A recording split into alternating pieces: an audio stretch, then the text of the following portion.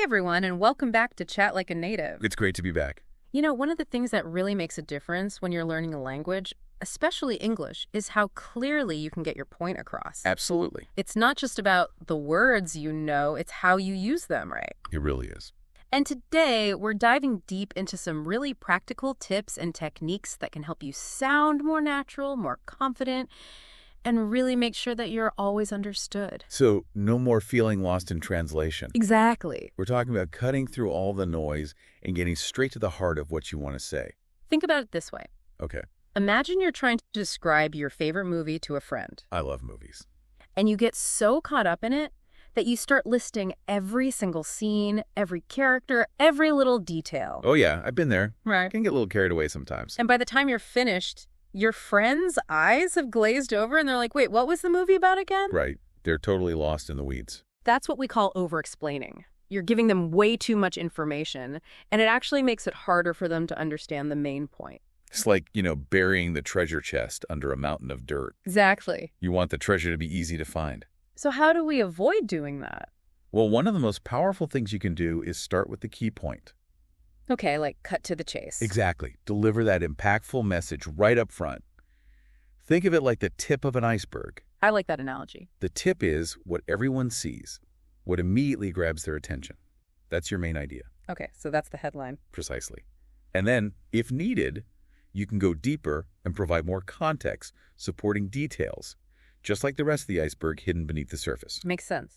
But how do you figure out what that headline is, that one key point? It's all about asking yourself one simple question. Okay, hit me with it. What's the one thing I absolutely want my listener to remember? That's a good one. Once you have that clear in your mind, put it into a single, straightforward sentence. No need to beat around the bush. Exactly. Be direct, be clear, and resist the urge to give a whole backstory before you get to the main event.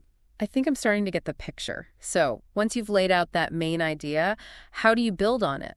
Well, that's where linking words can be really helpful. Oh yeah, those little words like however, furthermore, therefore. Exactly.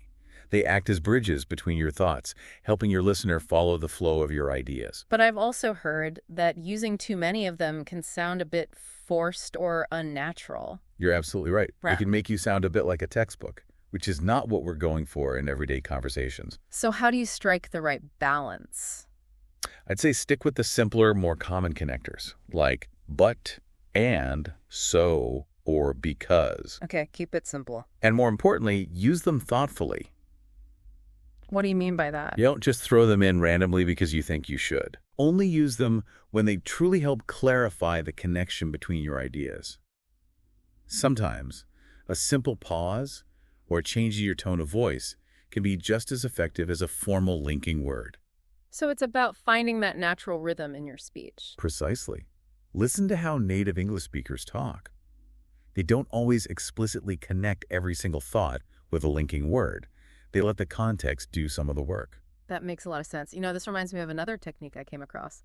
One-breath explanations. Oh yeah, that's a good one. It sounds like a challenge, but I can see how it would be incredibly helpful for being concise. It's all about expressing a complete thought in a single breath. So you're forced to really strip it down to the essentials. Exactly. It's like a distillation process. You get rid of all the excess and you're left with the pure essence of your idea.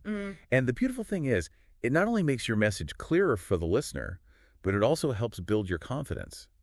Well, when you can articulate something so clearly and succinctly, it gives you a sense of mastery over the language. It's like, yes, I can communicate effectively. And that feeling of accomplishment can really snowball into more confidence in other areas of your English speaking. Absolutely.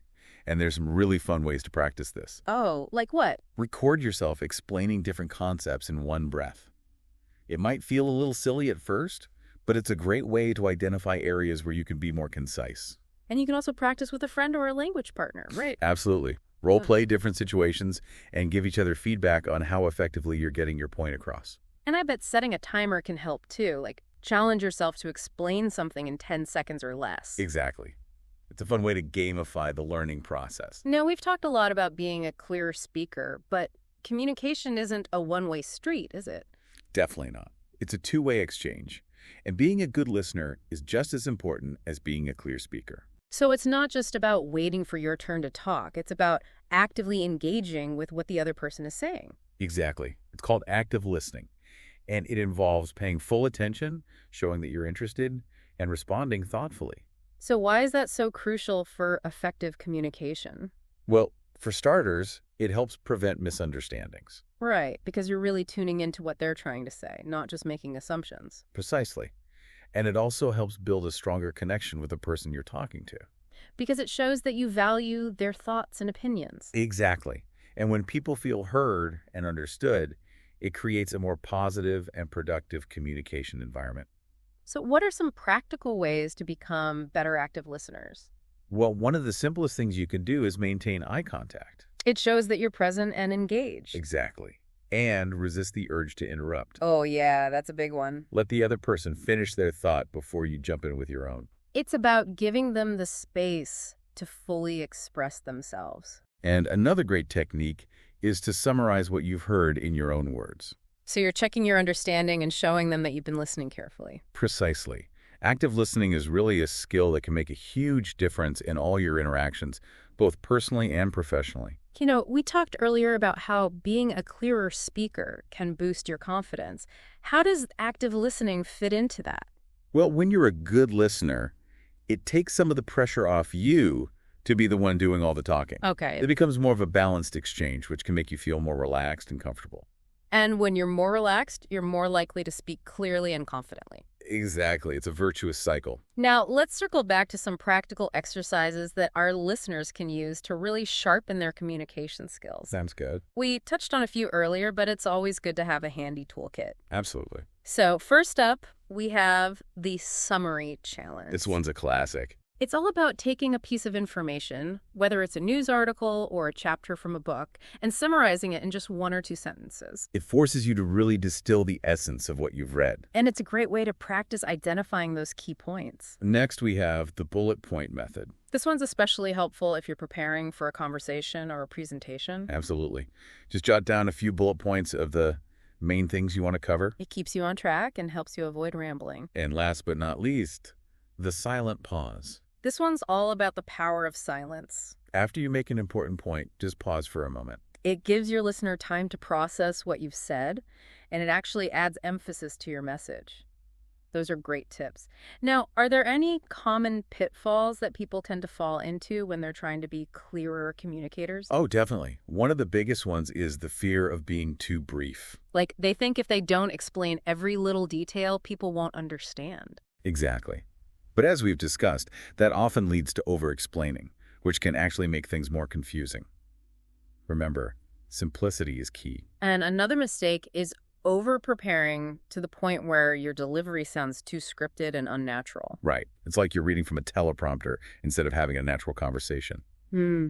Aim for a balance between being prepared and being spontaneous. And I know I'm guilty of this one. Relying on filler words like, like, and, We all do it from time to time. But it's important to be mindful of them and try to replace them with more thoughtful pauses. It gives you a moment to gather your thoughts and makes you sound more confident and in control. Finally, let's talk about the role of body language in clear communication. Because it's not just about the words we say, is it? Exactly. Our nonverbal cues can have a huge impact on how our message is received. Absolutely. When your body language aligns with your words, it reinforces your message and makes you more persuasive and engaging. So what are some key things to keep in mind? Well, a genuine smile goes a long way in creating a positive and welcoming atmosphere. It instantly puts people at ease. And maintaining an open posture, avoiding crossed arms, shows that you're approachable and receptive to what the other person has to say. And of course, eye contact is essential. Absolutely. It shows that you're listening attentively and that you're genuinely interested in the conversation. So we've covered a lot of ground today, from the importance of starting with your main point to the power of active listening and confident body language. It's all about equipping you with the tools to communicate more effectively and authentically in English. And remember, the key is to practice these techniques regularly. Don't be afraid to experiment, make mistakes, and learn from them. The more you use these strategies in your daily interactions, the more natural and confident you'll become. Absolutely. It's a journey, not a destination. And on that note, we want to leave you with a question to ponder. Ooh, I like these. As you continue on your English learning adventure, How might mastering clearer communication open up new doors and create exciting opportunities for you, both personally and professionally? That's something to really think about. It's amazing how much impact clear communication can have on your life. Absolutely. Thanks for joining us on this deep dive into the art of clear communication. It's been a pleasure. We hope you found it helpful and inspiring. Until next time. Keep practicing, keep chatting, and keep those conversations flowing. We'll catch you on the next episode of Chat Like a Native.